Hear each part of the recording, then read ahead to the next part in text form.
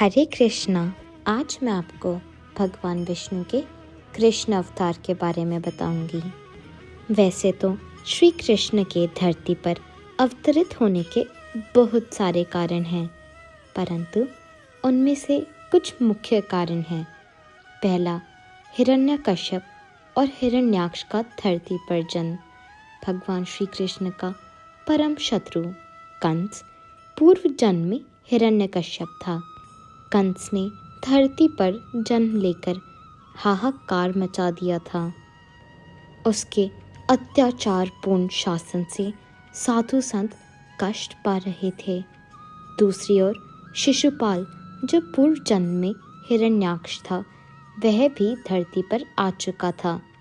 इन दोनों को मुक्ति प्रदान करने के लिए भगवान श्री कृष्ण ने भाद्रपद महीने के कृष्ण पक्ष की अष्टमी तिथि को अवतार लिया।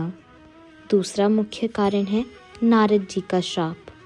भागवत एवं शिव पुराण में एक कथा है कि नारद मुनि के मन में एक बार विवाह करने की इच्छा उत्पन्न हुई। मोह में फंसे नारद मुनि भगवान विष्णु के पास हरि के समान रूप मांगने पहुंच गए।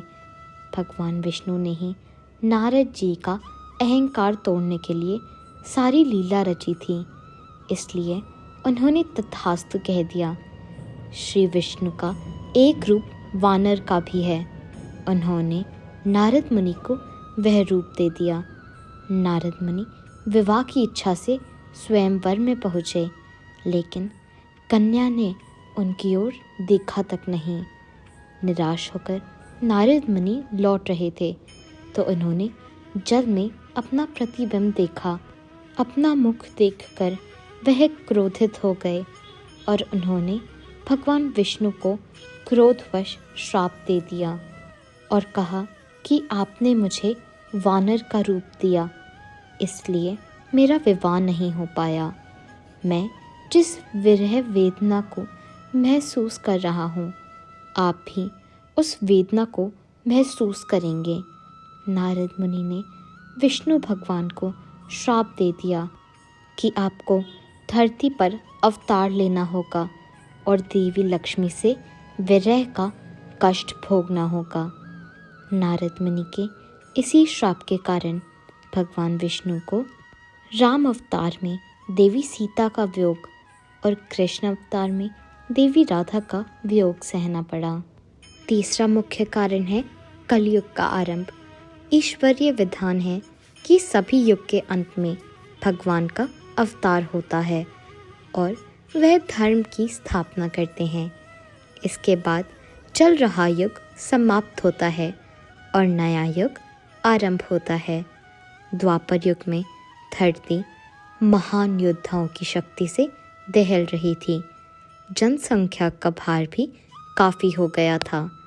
अगर उस युग के योद्धाओं का अंत नहीं होता तो धरती पर शक्ति का असंतुलन हो जाता। शक्ति के संतुलन और नए युग के आरंभ के लिए भगवान विष्णु ने श्री कृष्ण का अवतार धारण किया। महाभारत का महायुद्ध शक्ति के संतुलन और धर्म की स्थापना के लिए किया गया था, जिसकी पटकथा स्वयं भगवान श्री कृष्ण ने लिखी थी।